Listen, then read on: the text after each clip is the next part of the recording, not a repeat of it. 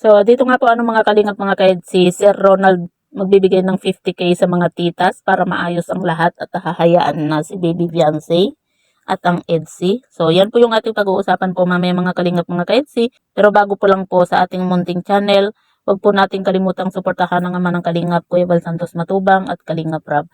At paunawa, panoorin po muna ang full video bago mag-comment para malaman ang nilalaman nito. So, dito nga po mga kalingap mga kaedsi, handa nga pong magbigay ng 50K nga po itong si Sir Ronald para maayos na po ang lahat. At hahayaan na po itong si Fiancé at ang EDSI nga po. Kumbaga handa po siyang magbigay ng 50K dito nga po sa mga titas. Ganon din po itong si Ma'am Rexy. Kasi nga po, 'di ba? Ang pangit naman po kasi yung tutulong ka pero may kapalit nga po, 'di ba? At yun po yung kapalit nga po yung sisiraan po itong si Kalingap Edu.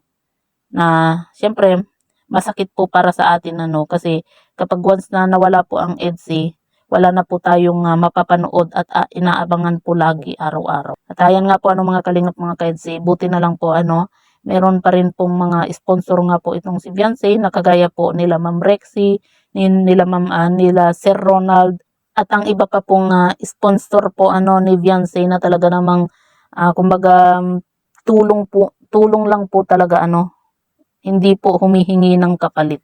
Kaya maswerte pa rin po itong si Fiancé nga po dahil nandyan po yung iba pong sponsor na talagang bukal po sa loob po nila yung pagtulong nga po dito kay Fiancé. Hindi lang po kasi maganda po mga kalingap mga kaedsi sa mga ibang sponsor na tumutulong po sila pero may kapalit naman po yung ginagawa po nilang pagtulong.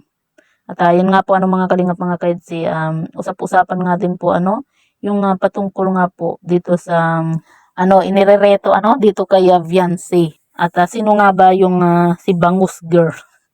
'Di ba na issue din po at sinasabi nga po na yun po ang i-partner sa kamag-anak po ng sponsor na nagrereto dito kay Fiancé nga po. Kaya siguro ayaw po nila dito kay Kalingap Edu kasi meron po silang kamag-anak na inirereto dito kay Fiancé.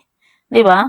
Doon pa lamang po hindi na po maganda na diktahan po natin yung isang tao na tinutulungan po natin kung sino po yung magugustuhan, 'di ba? Siyempre alam naman po natin na itong si Kalingap Edu ang mahal po ni Fiancé. Bakit po natin irereto? At saka alam po natin na itong si Kalingap Edu yung partner po ni Fiancé. Bakit kailangan po nating ireto sa kamag-anak po natin?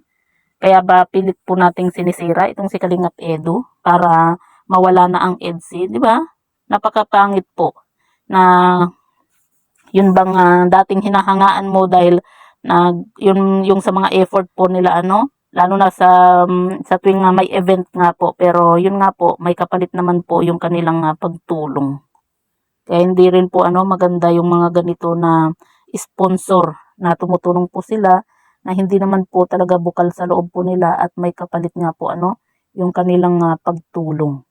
Yun bang didiktahan po nila yung taong natulungan po nila. At saka kung talagang mahal po natin itong si Fiancé, sana ganun din po suportahan din po natin yung kung sino man po yung kanyang kalab team, 'di ba? Kasi nakikita naman po natin dito kay Fiancé na mahal po niya itong si Kalingap Edu. At higit po sa lahat, noon pa man po crush na ni Fiancé itong si Kalingap Edu, kaya hindi po niya yan ipagpapalit itong si Kalingap Edu. Kaya wag po natin yung sulsulan or diktahan po kung ano po yung gusto po ni Fiancé. Pero alam naman po natin dito kay Fiancé na meron nga po siyang sariling desisyon Kaya hindi rin po tayo mangangamba na magpapasulsul or iiwan po ni Fiancé itong si Kalingap Edu kasi hindi po niya yan ipagpapalit itong si Kalingap Edu sa kung ano man po na tulong na ibinibigay po ng mga sponsor.